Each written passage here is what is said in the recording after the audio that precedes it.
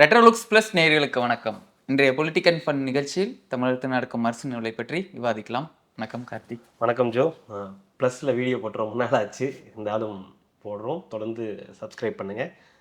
Subscribe பண்ணவங்களுக்கு மிக்க நன்றி, வெயிட் பண்ணிகிட்டு இருந்தவங்களுக்கும் மிக்க நன்றி. தொடர்ந்து ஆதரவு கொடுக்கணும். அதெல்லாம் ஆதரவு கொடுப்பாங்க. போலாங்களா? டாப்பிக்கு எதை எடுக்கிறது எதை பின்னாடி எடுக்கிறதுன்னு தெரியல. அவ்வளோ ஆமாம், அந்த வரிசையாக நான் ஒரு லிஸ்ட்டே போட்டு வச்சுருக்கேன். தமிழ்நாடு தெரில, பத்தி எரியுதுன்னு சொல்லலாமா, இல்லை தாறுமாறாக போயிட்டுருக்கான்னு தெரியல.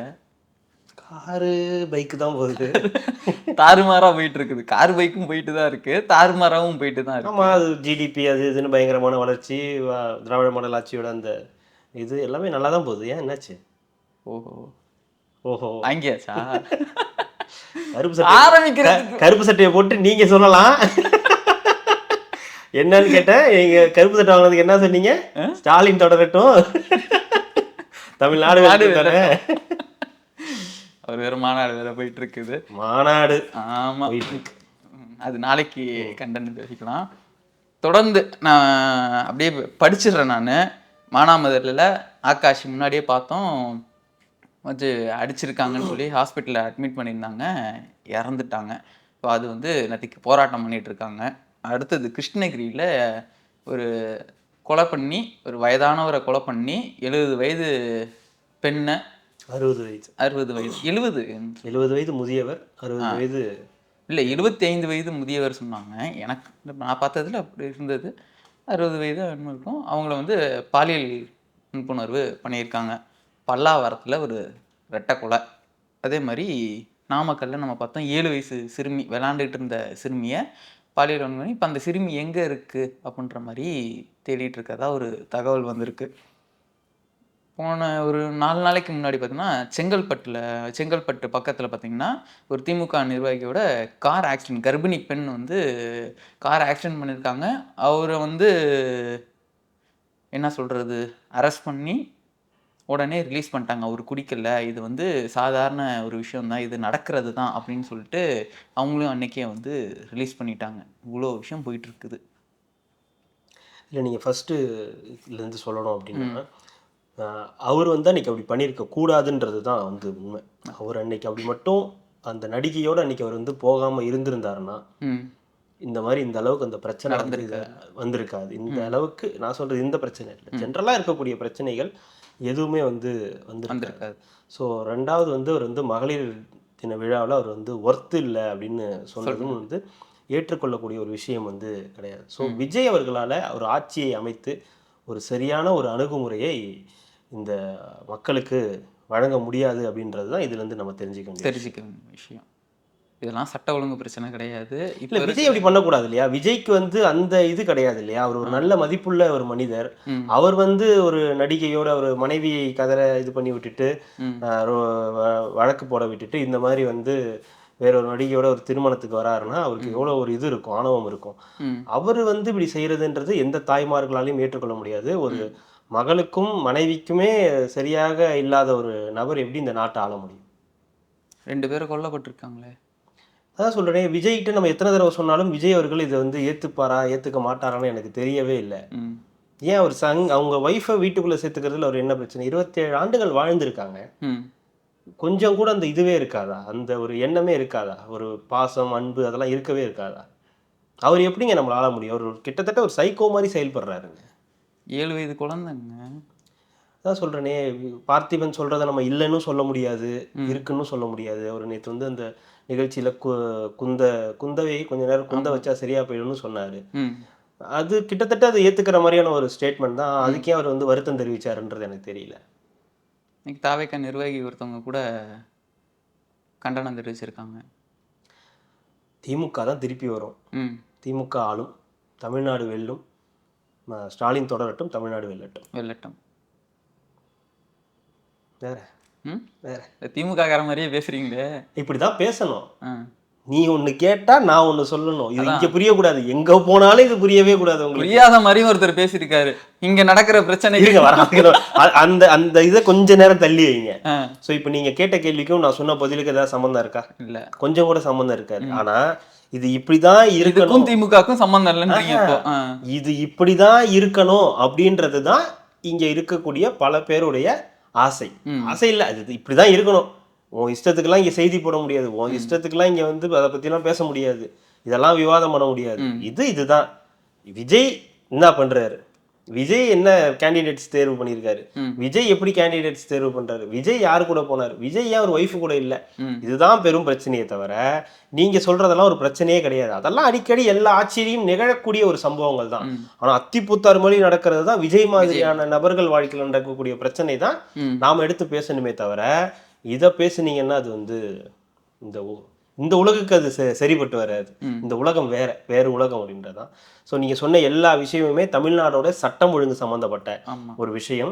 இந்த மானாமதுரையில் அந்த பையனை கைது பண்ணி, அந்த பட்டியலினத்து பையன், அந்த பையனை கைது பண்ண அடுத்த நாள் அந்த பையன் இறந்து போகிறான். இதுக்கு ஒரு பெரிய போராட்டமே 2 நாளாக நடந்திருக்கு. இன்னமும் அதுக்கான ஏதோ பேச்சுவார்த்தைகள் ஒரு பக்கம் போயிட்டு இருக்கு. அடுத்தது என்ன சொன்னீங்க, அந்த கிருஷ்ணகிரியில் 70 வயது முதியவருங்க. நான் காலைல நியூஸ் பார்த்தப்ப இதான் 70 வயது முதியவர், 60 வயது அவருடைய மனைவி. அந்த கணவரை கொன்னுட்டு அந்த 60 வயது அந்த பாட்டி அவங்கள வந்து பாலியல் வன்புணர்வு பண்ணியிருக்காங்க. அப்புறம் அந்த குழந்தை ரோட்ல, குழந்தைங்க விளையாட கூட முடியாத நிலவைக்கு ஆகிப்போச்சு. அதாவது நமக்கெல்லாமே வந்து நம்மளாமே விளையாண்டுருக்கோம், ரோட்ல தான் விளையாடு, எந்த நேரமும் ரோட்ல தான் இப்பெல்லாம் இருக்கும். அப்பெல்லாம் இல்லாத பிரச்சனை இப்போ ரொம்ப சர்வசாதாரணமாக நடந்துகிட்டு இருக்கு. இத்தனைக்கும் நம்ம இவ்வளோ சட்டம் ஒழுங்கு, கட்டுப்பாடு, சிசிடிவி கேமரா அப்படின்னு ஏகப்பட்ட விஷயங்கள் இருந்தாலும் வீட்டில் இருக்கிற லேடிஸை பக்கத்து வீட்டை விடுறதுக்கு இப்போலாம் யோசிக்கிறாங்க. இப்போ முன்னாடிலாம் நம்ம இருப்போம், இப்போ நம்ம வீட்டில் இல்லைன்னா கடைக்கு போகிறாங்க, இல்லை எங்கேயாவது வெளியில் போகிறாங்க, பார்த்துக்கோங்கன்னு விட்டுட்டு போகிற அந்த நிலை கூட இப்போலாம் வந்து இல்லை. அந்த அளவுக்கு இப்போ வந்து மனிதர்களுடைய அந்த சின்ன எண்ணமும் அப்படி இதாகிடுச்சு. இதுவும் அரசும் இதுக்கு வந்து எந்த விதமான ஏற்பாடும் நடவடிக்கையும் எடுத்த மாதிரி தெரியல. ஏன்னா வீட்டு வாசல்ல விளையாடிட்டு இருக்க குழந்தை சும்மா அந்த பக்கம் போச்சுன்னா தூக்கிட்டு போயிடுறாங்க. கேட்டால் போதை என்னென்னமோ அதுக்கான பேர்கள்லாம் வந்து வருது.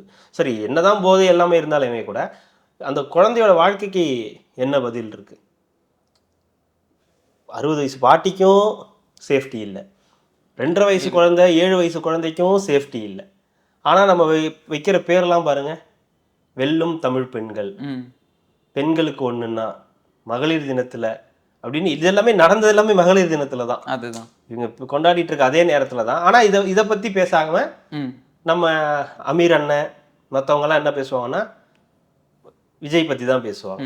ஸோ அவங்களுக்கு இதுதான் முக்கியம், இது எப்படியாவது வந்துடக்கூடாது, நான் விஜய் ஆட்சிக்கு வரணும், அவர் ஆட்சியில எல்லாம் மாறணும் அப்படின்றதெல்லாம் நம்ம எண்ணம் கிடையாது.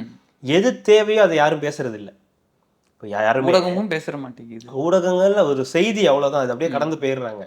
சட்டம் ஒழுங்கு எப்படி இருக்குன்னு ஏதாவது ஒரு விவாதம் வைக்கிறீங்களா? நான் ஒரு பர்டிகுலர் இஷ்யூவை பற்றி பேசலை, ஓவராலாக இவ்வளோ சம்பவம் நடந்திருக்கு. நாங்குநேரியிலேருந்து ஆரம்பிக்கிறேன். நான் சொல்கிறது இப்போ 2 வாரத்தில் சொல்கிறேன். நாங்குநேரியில் அந்த 2 பேர் கொல்லப்பட்டது, அதுக்கப்புறம் நடந்த ஒரு இரட்டை கொலை, அதுக்கப்புறம் இப்போ மானாமதுரையில் நடந்தது அப்படின்னு ஏகப்பட்ட சம்பவங்கள் நடக்குது. இல்லை, சட்டம் ஒழுங்கு எப்படி இருக்குன்னு ஒரு விவாதம் வைங்களேன். ஏன் முடியல? அது எதுக்கு? சட்டம் ஒழுங்கு எப்படி இருக்குன்னு விவாதம் வைக்க முடியல. 7 வயது குழந்தைக்கு இது இல்லை. ஒரு காசிமேட்டில் கவின் ஒரு திமுக ஒரு பொம்பளை பிள்ளைய, சின்ன குழந்தைய எட்டி உதைக்கிறாரு. அப்போ எதோட ஆணவம்? போதையா, அதிகாரமா? எதோடைய ஆணவத்தின் வெளிப்பாடு இந்த மாதிரியான சம்பவம்? கொடுக்குற தைரியம் தாங்க, வேற ஒன்றும் இல்லை. நீங்க சொல்ற மாதிரி இதை போனாங்க, அரெஸ்ட் பண்ணாங்க, ரிலீஸ் பண்ணிட்டாங்க, முடிஞ்சிருச்சு. அதனால இந்த சட்டம் ஒழுங்கு இறந்துட்டாங்க. அது கர்ப்பிணி பெண்ணு அங்கேயே ஸ்பாட்லேயே கருகி இறந்துருக்காங்க. அதுதான் இப்போ இந்த மாதிரி நடக்கக்கூடிய சம்பவங்களுக்கு யார் பொறுப்பு? பொறுப்பேற்க வேண்டியவங்க பொறுப்பேற்க மாட்டாங்க. அதை தவிர என்னென்ன விளம்பரம் பண்ணலாம், இதுக்கு என்ன விளம்பரம் பண்ணலாம், நாளைக்கு என்ன விளம்பரம் பண்ணலாம், நாளை கழிச்சு என்ன விளம்பரம் பண்ணலாம், எந்த விஷயத்த நரேட்டிவா செட் பண்ணலாம், விஜய் எப்படி பிஜேபி கூட போறாருன்னு நரேட்டிவ் செட் பண்ணலாமா, இல்லை ஏடிஎம்கே எடப்பாடி பழனிசாமி நிதிஷ்குமாரா ஆயிடுவாருன்னு நரேட்டிவ் செட் பண்ணலாமான்ற மைண்ட் செட்டு தான் இருக்கே தவிர எல்லாருக்கும் இது அவங்கன்னு கிடையாது. அதுக்கு உடந்தையா இருக்கக்கூடிய பத்திரிகையாளர்களுமே நிறைய பேர் இருக்காங்க. இதை பற்றிலாம் பேசக்கூடாதுப்பா, இதை பற்றி மட்டும்தான்ப்பா நீங்கள் வந்து பேசணும், விஜயை பற்றி ஏதாவது நியூஸ் வந்தால் எவ்வளோ அவதூறு பரப்ப முடியுமோ பரப்புங்க, எடப்பாடி எவ்வளோ கேவலமாக பேச முடியுமோ பேசுங்க, என்னெல்லாம் பேச முடியுமோ பேசிடுங்க. அதே மாதிரி எடப்பாடியை விட்டு கொடுத்துடாதீங்க, அவர் தான் நமக்கு வந்து ஆப்போனெட்டுன்ற மாதிரியே பேசுங்க. விஜய் வந்து மேலே தூக்கிட்டு வந்து பேசாதீங்க, ரொம்ப அடிமட்டத்துக்கு பேசுங்க. முடிஞ்ச அளவுக்கு திரிஷா இது அவங்க ஒய்ஃப் அதை வச்சு எப்படி இதை வச்சே பெரும்பாலும் இந்த கொஞ்ச நாள் வந்து ஓட்டுங்க. ப்ளஸ் இந்த ரைட் அப் எழுதுறவங்க, ட்விட்டர்ல எழுதுறவங்கலாம் அடுத்து ஜேசன் சஞ்சய் ஒன்று பண்ண போறாரு, இளைஞரணியில வந்து சேர போறாரு, எங்க திமுக இளைஞரணியில வந்து சேர போறாரு. ஆமா, நீங்க அப்படியான்னு கேக்குறீங்கல்ல, நீங்க எல்லாம் தான் ஆடு. இல்லைண்ணா ஆடதான் இல்லைங்க, நீங்க ஆல்ரெடி நீங்க இல்லைங்க. இப்ப நீங்க கேக்குறீங்க அப்படியான்னு. இப்ப ஒருத்தன் படிக்கிறவனுக்கு இப்ப நீங்க படிச்சோன்னு தெரிஞ்சுப்பீங்க, ஏன்டா என்னடா இது பித்தலாட்டம் அப்படின்னுவீங்க. ஆனா இதே ஒரு ஏதோ ஒண்ணு தெரியாத ஒருத்தன் போய் படிக்கும்போது அப்படியே அப்படின்ட்டு அவன் ஒரு 4 பேர்கிட்ட போய் சொல்லுவான். அவனுக்கு தேவை அவ்வளவுதான், அது போய் ஸ்ப்ரெட் ஆகணும். இப்ப அந்த குடும்பத்துல போய் சொல்லும்போது விஜய் பையன் வந்து திமுக இளைஞர்ல சேர போறானா அப்படின்னா, அப்படியானா அந்த பொம்பளை போய் அங்க போய் ஏதாவது ஒன்று சொல்லுவாங்க. அது அப்படியே போய் இந்த கிணத்தடியில கொடை அடியில வீட்டுல டிவி பார்க்கும்போது ஃபோன் பேசும்போது இதெல்லாம் அப்படியே ஸ்ப்ரெட் ஆகும்ல.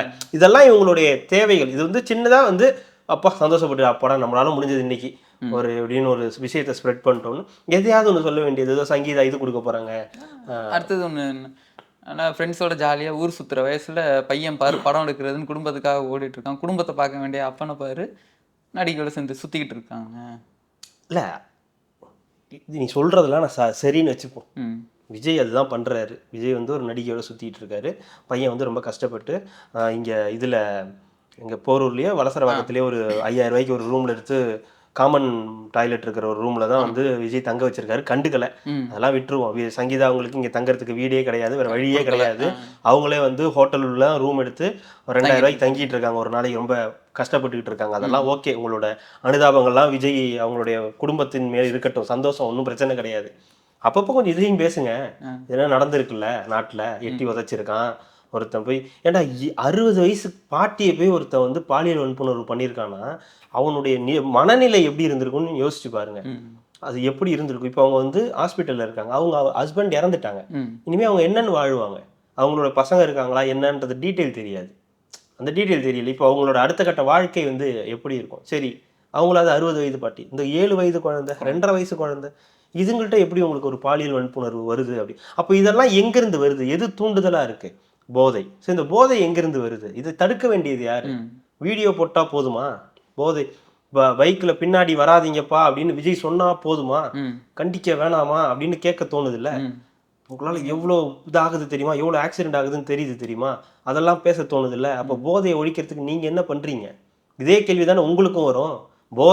போதையில் ஒருத்த பைக்ல வந்து விஜயை பார்த்ததுக்கு விழுந்து காலை உடஞ்சி போனதுக்கு அன்பில் மகேஷ் இங்க இருந்து ரொம்ப பொறுப்பா போய் ஒரு ஹாஸ்பிட்டல்ல போய் பாக்குறாரு. சந்தோஷம், அருமை, ரொம்ப சூப்பர், எடுத்துக்கிறாரு, ரொம்ப அருமை. செலவுகளெல்லாம் நானே ஏத்துக்கிறேன். ஏன் இங்க தானே நாங்குநேரி பக்கத்துல தானே போக வேண்டியதானே?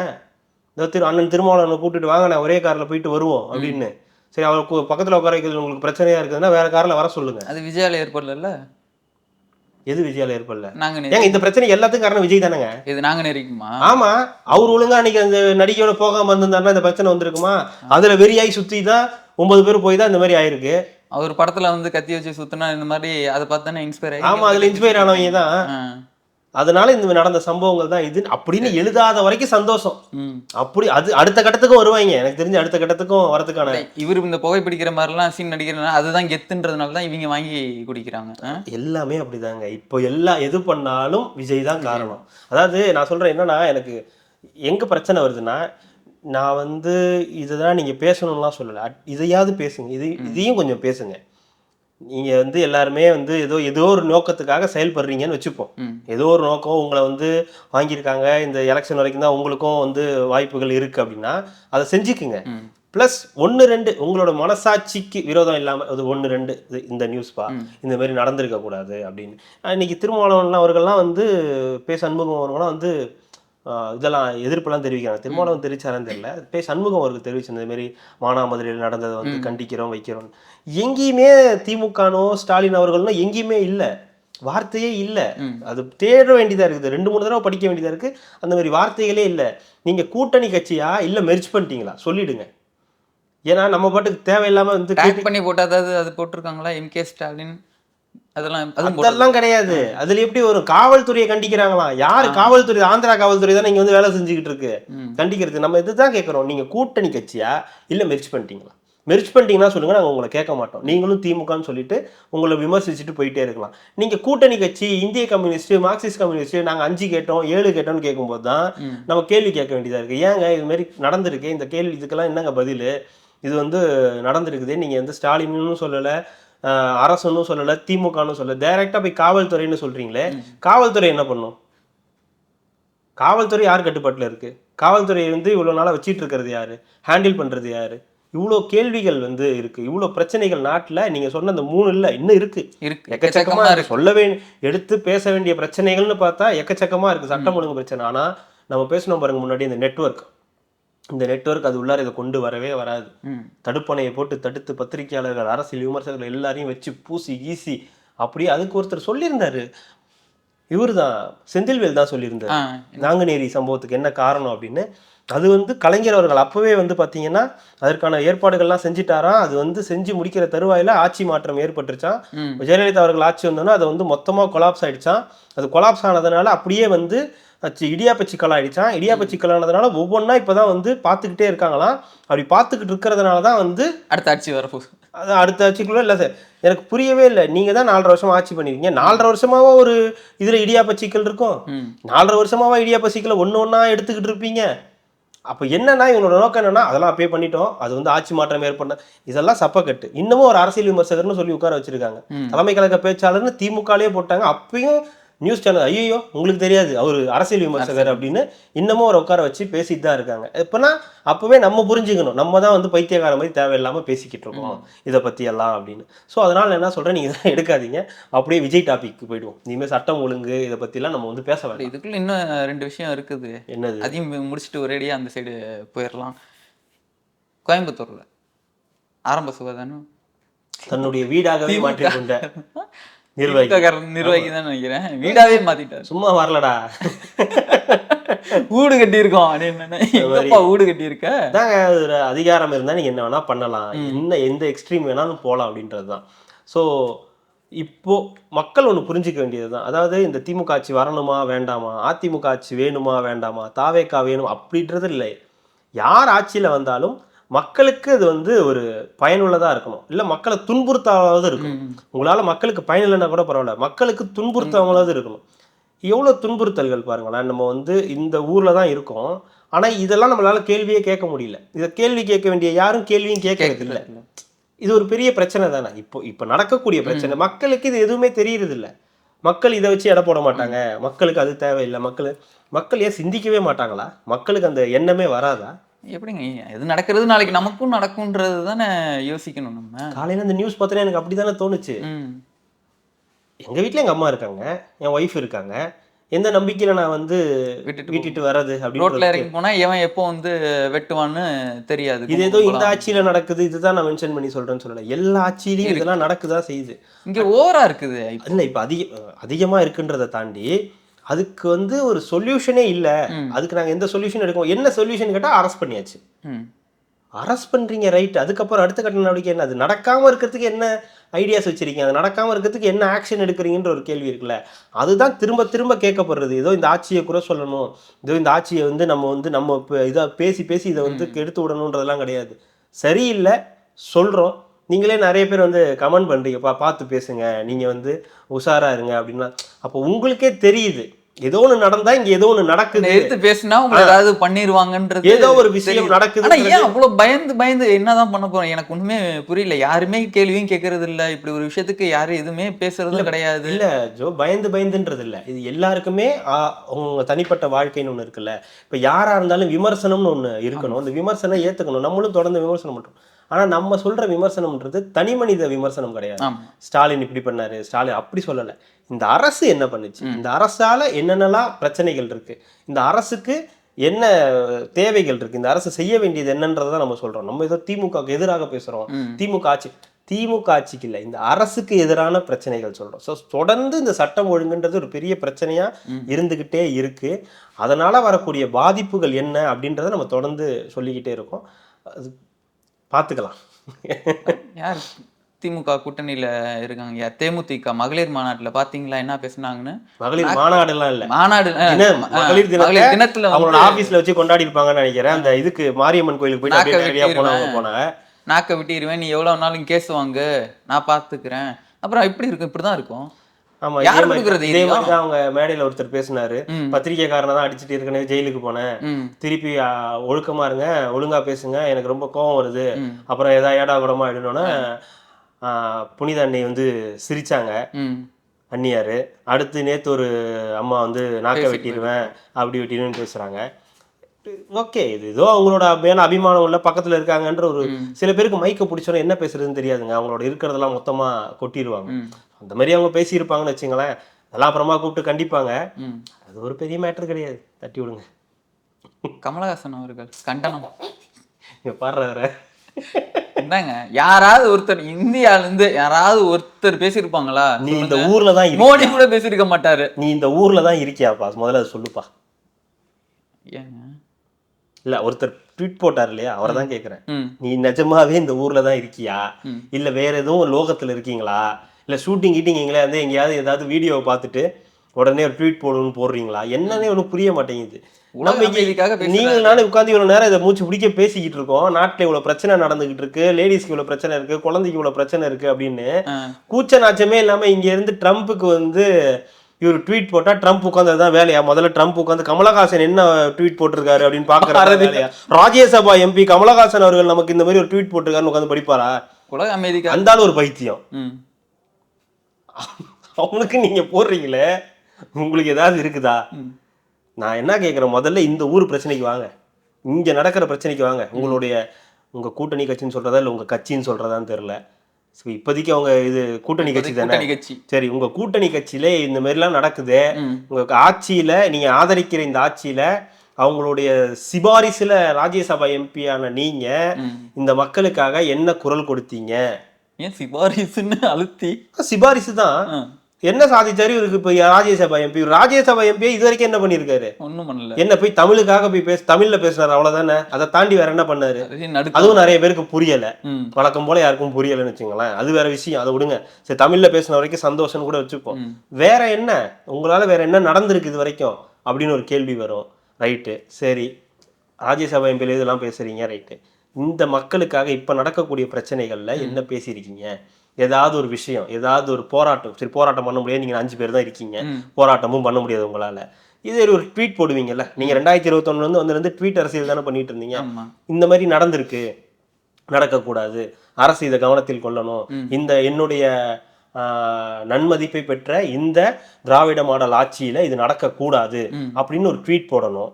உட்காந்து கை கட்டிட்டு வீடியோ பேச தெரியுது இல்ல, ஒரே முதல்வன் ஒரே தலைவன் அவருக்கு இது பண்ண தெரியுது இல்ல. நான் ஏன் வந்து ரிமோட்டை தூக்கி அடித்தேன், நான் ஏன் டிவியை பார்த்து அடித்தேன் அப்படின்னு விளக்கம் சொல்ல தெரியுதுல்ல ஒவ்வொரு மேடையிலையும். அப்போ இதுக்கு பிரச்சனைக்கு பதில் சொல்லுங்க. அதுக்கப்புறம் நம்ம போவோம், ட்ரம்ப் கிட்ட போவோம், ஒபாமா கிட்டலாம் பண்ணுவாங்க. ஆமா, பண்ணதான் செய்வாங்க, அதுக்கு விளக்கம் இல்ல. அவர் அந்த வீடியோல சொல்றாரு, விமர்சனம் வைப்பேன் அடுத்த வருடங்களையும்.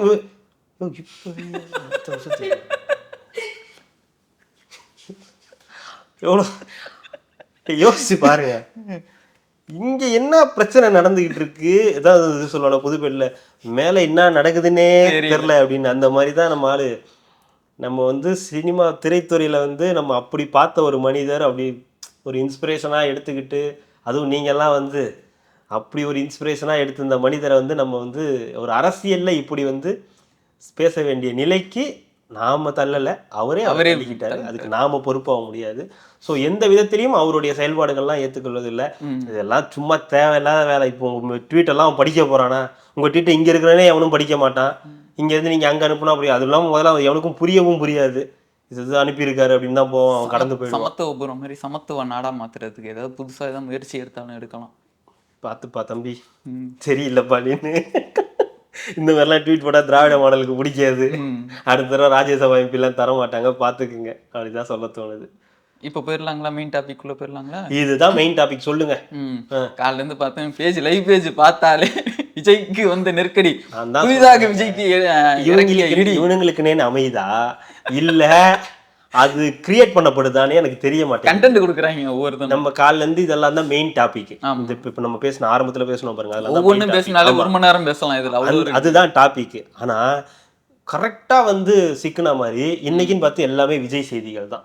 ஸோ ஃபர்ஸ்ட் நியூஸ் வந்து பாத்தீங்கன்னா, விஜய்க்கு வந்த முதல் இடி, விஜய்க்கு இடியா இறங்கிய செய்தி. என்டிஏவில் விஜய், அப்படி என்டிஏவில் விஜய் கொஸ்டின் மார்க்லாம் கிடையாது, என்டிஏவில் விஜய். நீங்க வேற ஒரு படி மேல போய் எத்தனை தொகுதின்னு வேற போட்டானுங்க பாருங்க. என்டிஏவில் விஜய் இறங்கிய பவன் கல்யாண் 40 முதல் 50 தொகுதிகள்னு அப்படின்னு பேச்சுவார்த்தைகள் போயிட்டு இருக்கதா சொல்றாங்க. பேச்சுவார்த்தைகள் போகலாம். பேச்சுவார்த்தைனா எவ்வளவு தருவீங்கன்னு இவரு கேட்கறதும் அவங்க எவ்வளவு அப்படி கிடையாது. அவங்க என்ன சொல்றாங்கன்னா, இதுங்க வந்துருங்க, நீங்க வந்தீங்கன்னா நல்லா இருக்கும், உங்களுக்கு வந்து நிறைய உங்களுக்கு கிடைக்கும், 40லேருந்து 50 தொகுதி கிடைக்கும், ஏன் போய் கஷ்டப்பட போறீங்க, 50 கிடைச்சதுன்னா உங்களுக்கு ஒரு 40 வின் பண்ணீங்கன்னா கூட நீங்க எதிர்க்கட்சியா உட்காந்துடலாம், நீங்க உட்காந்துட்டீங்கன்னா துணை முதலமைச்சர் உங்களுக்கு கேட்டு நான் வாங்கி கொடுத்துட்றேன் அப்படின்னு பவன் கல்யாண் சொல்றதாக சொல்லப்படுது.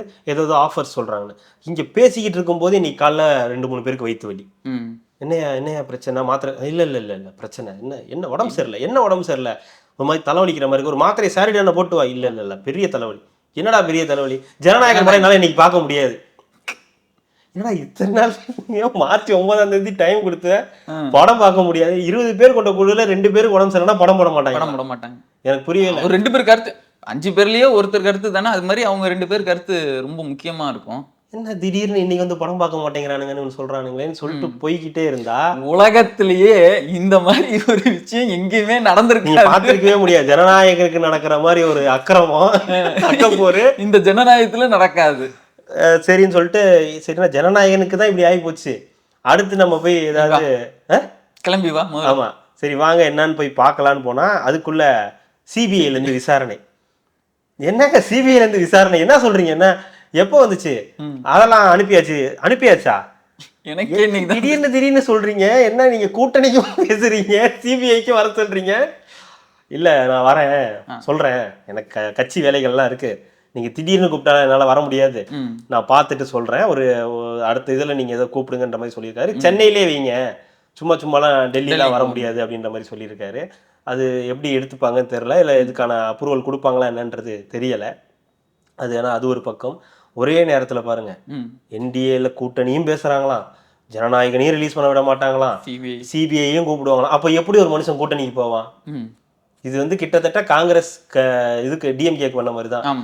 மேல் மாடியில சிபிஐ விசாரணை, கீழே கூட்டணி பேச்சுவார்த்தை அப்படின்னு நெருக்கடியை கொடுத்த மாதிரி விஜய்க்கு ஒரு பெரிய நெருக்கடியை பிஜேபி கொடுக்குதுன்றது தான் உண்மை. நம்ம இது வந்து மறைக்கிறதுக்கெல்லாம் எதுவும் கிடையாது. தொடர்ந்து ஒரு அழுத்தம் கொடுத்துக்கிட்டே இருக்காங்க. ஏன்னா சமீபத்தில் வந்த சர்வேக்கள் நிறைய விஷயங்கள் வந்து அவங்களுக்கு அகைன்ஸ்டாக இருக்கிற மாதிரியான செய்திகள் ஒரு பக்கம் வந்திருக்கிறதாகவும், விஜய் வந்தால் நல்லா இருக்கும் அப்படின்ற மாதிரியான ஒரு விஷயம் அவங்க எதிர்பார்க்குறாங்க. தொடர்ந்து நடந்துக்கிட்டே இருக்கு. ரெண்டாவது நிறைய ஓட்டுகளை அவர் வந்து ஸ்ப்ரிட் பண்ணுறாரு, உடைக்கிறாருன்றதுனால எப்படியாவது உள்ளே கொண்டு வந்துடணும்னு பார்க்குறாங்க. ஸோ அவர் அப்படியே அவர் உள்ளே போனாலும் அது அவருக்கு தான் பெரிய கேடா முடியுமே தவிர பெரிய மாற்றம் ஒன்றும் வந்துடாது. பெரிய அளவுக்கு அவர் வந்து அடி வாங்குவார். என்னுடைய தனிப்பட்ட கருத்து அதுதான். ஃபர்ஸ்ட் அவருடைய இமேஜ் உடஞ்சிரும், பிம்பம் உடஞ்சிரும். ரெண்டாவது அவர் அதுக்கப்புறம் அவர் தனியாலாம் நிற்கிறதுக்கு வாய்ப்பே கிடையாது. அடுத்தடுத்த தேர்தலில் தனியாக நிற்கிறதுக்கு வாய்ப்புகளே கிடையாது. ஏன்னா அவர் ஒரு பெரிய இமேஜாக தான் பார்க்குறாங்க, ஒரு சிஎம் கேண்டிடேட்டாக தான் பார்க்குறாங்க. அவங்க விருப்பப்படுற அத்தனை பேரும் அப்படி தான் வந்து பார்க்குறாங்க. ஸோ அதனால் அதுக்கு வந்து வாய்ப்பு கிடையாது. ரெண்டாவது அவர் போனாலுமே கூட அவர்கிட்டேருந்து வர வேண்டிய ஓட்டுகள் அப்படியே அங்கே ட்ரான்ஸ்ஃபர் ஆகுமான்னு கேட்டால் ஆகாது. ஸோ விஜய் இண்டிவிஜுவலாக பார்த்து அவர் ஒரு மாற்றுன்னு நினச்சி ஓட்டு போடுறவங்களுக்கு எப்படி போய் ரெண்டாவது அவர் எப்படி போய் எடப்பாடியை ஒத்துப்பாரு? புரியல எனக்கு. எடப்பாடி தான் வாக்குறுதி எல்லாம் கொடுத்துட்டு இருக்காரு, வாக்குறுதி கொடுத்துட்டாரு. அப்புறம் எப்படி திருப்பி நரேட்டிவ செட் பண்ணியாச்சு, திமுக வெர்சஸ் டிவிகே நரேட்டிவ் செட். இப்போ போயிட்டு வந்து விஜய் எப்படி வந்து பண்ணுவாருன்னு தெரியல. எதற்காக இந்த அழுத்தம்னே தெரியல. ஏன் இப்போ இந்த அழுத்தத்தை வந்து இது கூட, ஏன்னா இப்படியும் கூட இருக்கலாம், நம்ம வந்து நம்மளோட ஓட்ஸை வந்து திமுக அறுவடை பண்ணுது, அதனால அவங்களுக்கு பெரிய சக்சஸ் வரதுக்கு வாய்ப்பு இருக்கு, நம்மளால அவங்களுக்கு ஒரு சக்சஸ் போக வாய்ப்பு இருக்கு. அதை விஜய்க்கும் நம்ம பண்ணோம்னா, விஜய்க்கு ஒரு அழுத்தத்தை கொடுத்தோம்னா அது விஜய்க்கு பக்கம் போகிறதுக்கும் அந்த ஓட்ஸ் விஜய் பக்கம் போறதுக்கும் வாய்ப்பு இருக்கு. அப்ப அந்த ஓட் பாஜக எதிர்ப்பு வாக்குகள் எல்லாமே திமுகவுக்கு தான் போகும்னு இருக்கு இல்லையா? அது இப்ப விஜய்க்கு கொடுக்கும்போது விஜய்க்கு வரதுக்கும் வாய்ப்பு இருக்கு. அப்படி ஒரு வாய்ப்பு இருக்கு. இப்ப நம்ம பேசுறோம்ல பிஜேபியோட அழுத்தம் தான் அப்படின்னு. அப்ப இப்ப பாக்குறவங்க எல்லாரும் எப்படி பார்ப்பாங்க, பிஜேபி பாஜக ஏன் அப்படி பண்ணுது, விஜய் அப்ப விஜய் வந்து இதுவாக தான் இருக்காரு, விஜய்க்கு நம்ம ஓட்டு போடுவோம் அப்படின்னு அது மாறுறதுக்கான வாய்ப்பும் இருக்கு இல்லையா? ஸோ அப்படியும் வந்து இது வந்து பேசப்படுது. இன்னொரு பக்கம் என்ன சொல்றாங்க, இவர் திமுக தான் பிரதான எதிரின்னு சொல்றாரு, திமுகவை அடின்னு அடிக்கிறாரு, ஆனா பிஜேபியை கொள்கை எதிரின்னு சொல்றாரு. இவ்வளவு பிரச்சனை நடந்தா அதை பத்தி வந்து பேச மாட்டேங்கிறாரு அப்படின்ற ஒரு கேள்வியும் வந்து முன்வைக்கிறாங்க. அதுவும் நியாயமான கேள்விதான். இவ்வளவு பிரச்சனை நடக்கும்போது அடுத்தடுத்த மீட்டிங்லையாவது பிஜேபி என்ன பண்ணுதுன்றாவது இவர் வந்து சொல்லணும். தாவேகா தலைவர் வந்து சொல்லிதான் ஆகணும், இது நடக்குதுங்க, இந்த மாதிரி பிரச்சனைகள் போகுது அப்படின்றத விஜய் அவர்கள் சொல்லணும். அவர் வெளியே சொன்னாதான் அது அவருக்கு வந்து ஒரு கிரெடிபிலிட்டி கிடைக்கும். அவர் பிஜேபி எதிர்க்கிறாரு அப்படின்றதுக்கு அது ஒரு சாம்பிளா இது நடக்குது, இப்படி நடந்துகிட்டு இருக்கு, நம்ம பிஜேபிக்கு எதிராகவும் நம்ம வந்து இங்க வந்து களமாடணும், அழுத்தம் கொடுக்குறாங்கன்னு தானே சொல்றாரு. அவர் வெளிப்படையா பேர் சொல்லி மென்ஷன் பாஜக அழுத்தம் கொடுக்கிறது, அரசியல் ரீதியாக என்னை முடக்க பார்க்கிறது, என்னை கூட்டணிக்குள் இழுக்க முயற்சி பண்றாங்க, தொடர்ந்து இதை மாதிரி என்ன ஒன்று பண்ணிட்டு இருக்காங்க, என் படத்தை ரிலீஸ் பண்ண விட மாட்டேங்கிறாங்க, இதெல்லாம் வேணும்னே 9ஆம் தேதி தான் அவனுக்கு வயிற்று வலி வருமா அப்படின்னு கேட்டார்னா அது டைரக்ட் அட்டாக். இத்தனை நாள் இல்லாம இப்ப திடீர்னு மறுபடியும் சிபிஐ சம்மன் இன்னைக்கு கொடுக்கணும் அப்படின்ற மாதிரி கேள்விகள். ரெண்டாவது, விஜய் வந்து வேட்பாளர் நேர்காணல் நாளைக்கு பண்ண போறாரு அப்படின்ற அளவுக்கு செய்திகள் 10ஆம் தேதி நாளைக்கு பண்ண போறாருன்ற அளவுக்கு செய்திகள் வந்துகிட்டு. ஸோ என்டிஏ கூட போறதுக்கான வாய்ப்புகள் ரொம்ப ரொம்ப குறைவு. அப்படியே போனார்னா விஜய் அப்படியே போயிட வேண்டியதான், வேற எதுவும் பண்ண வேண்டாம், அரசியல் பக்கமே வர வேண்டாம். பிஜேபி கூட போய் ஒன்ஸ் போயிட்டாருன்னா அவர் அப்படியே நடைய கட்டிட்டு பனையூர் பக்கம் அப்படியே செட்டில் ஆயிட்டாருன்னா இதுக்கப்புறம் ஒரு பிரச்சனையும் இருக்காது. அப்படி ஒரு நிலை தான் வருமே தவிர அவர் திருப்பி கூட்டணி வச்சு திருப்பி வந்து அதெல்லாம் வந்து வாய்ப்பே கிடையாது. ஒரு மாற்றம் அதுக்கப்புறம் அவர் வர முடியாது. விஜயகாந்த் மாதிரி மாறி மாறி கூட்டணி வச்சுக்கலாம், அதுக்கு தான் வாய்ப்பு இருக்கே தவிர கூட்டணிக்கு போனார்னா அவருடைய நிலையே அதோ கதி தான், அந்த நிலைக்கு தான் இருக்கும். அதை அவர் பண்ண மாட்டாருன்னு நம்ம நம்பலாம். ஏன்னா அவர் இவ்வளவு தெளிவா சொல்லிட்டாரு. சிஎம் கேண்டிடேட் நான் தான், எனக்கு அதுதான் சொல்றேன், தூரம் சொல்லி போயாச்சு, அவ்வளவுதான். இவ்வளவு தெளிவா சொன்னதுக்கு அப்புறம் அவர் போக மாட்டாரு. பட் ஆனா ஏதோ ஒரு நரேட்டிவ் வந்து செட் செய்யப்பட்டுக்கிட்டே இருக்கு. ஒரு பக்கம் இவங்களோட நரேட்டிவ், ஒரு பக்கம் இந்த மாதிரி வந்து ஏதாவது ஒன்று நடந்துச்சுன்னா விஜயை பத்தின நியூஸை போட்டு முடிச்சு விட்டுறது, இல்லைன்னா அவங்களுக்கு சாதகமாகவே ஏதாவது ஒன்று ஒரு பக்கம் அவங்களுக்காகவே நடக்குது அப்படின்றத பார்க்க முடியுது. இது இப்போதைக்கு இது இப்படி தான் இருக்குது. ரெண்டாவது, 12ஆம் தேதி அவங்க ஒரு ஆர்ப்பாட்டம், தமிழ்நாடு முழுவதும் ஆர்ப்பாட்டம் ஒன்று சொல்லியிருக்காங்க. ஒரு 3 பிரச்சனையில முன்னிறுத்தி வந்து சொல்லியிருக்காங்க. அதில் முக்கியமானது அவங்களுடைய இது சாதிவாரி கணக்கெடுப்பு அரசாணை இது பண்ணணுன்றது, அவங்களுடைய கூட்டங்கள் SOP ஒன்று, அப்புறம் இன்னொரு ஏதோ ஒரு காரணத்துக்காக வந்து பண்ணுறாங்க, சட்டம் ஒழுங்குன்னு நினைக்கிறேன். ஸோ இதெல்லாம் சேர்த்து வந்து இந்த 3 இதுக்காக வந்து போராட்டம் நடக்குது. விஜய் கலந்துக்கிறாரா இல்லையான்றது தெரியல. சென்னையிலேயாவது கலந்துக்கலாம்.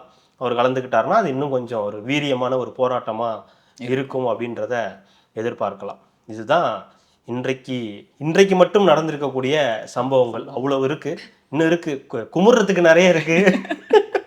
குமுற முடியல நியூஸ் எல்லாம் கேட்கும்போது அதுதான், அது காலையில நம்ம எத்தனை இது பாலியல் வன்புணர்வு, அதை ஏன்டா கேட்கறன்ற மாதிரி. அதை ஏன்டா எப்பெல்லாம் முன்னாடிலாம் வந்து போனோம்னா வீட்டுக்கு போனோம்னா ஒரு பாட்டு பழக்கப்படுத்திடுறாங்க. எப்படின்னா ஒரு நாளைக்கு 2 இதெல்லாம் நடக்கும்பா அப்படின்ற மாதிரி. முன்னாடிலாம் வீட்டுக்கு போனா ஒரு பாட்டு கேட்கறதுக்கு தோணும், ஏதாவது ஒரு படம் பார்க்கலாம். இப்பெல்லாம் போனோம்னா நியூஸ் சேனல் எடுத்து வைக்கிறோமா, வீட்லயே கடுப்பாங்க, நீ எல்லாம் என்னத்த அப்படின்னு. அங்கே போய் அந்த வேலை இங்க வந்து அதே தான் பார்த்துக்கிட்டு இருக்க அப்படின்னு அப்படி அந்த மாதிரி இருக்கு. ஆனா நாட்டு நிலைமையும் அப்படிதானே இருக்கு. ஏதாவது ஒண்ணுனாலும் இந்த மாதிரியான பிரச்சனைகள் தான் வந்து முன்னாடி நிக்குது. ஸோ பார்ப்போம் அடுத்தடுத்து என்ன நிகழ்வுகள் நடக்குதுன்றத பேசலாம். பார்ப்போம். மிக்க நன்றி, மகிழ்ச்சி.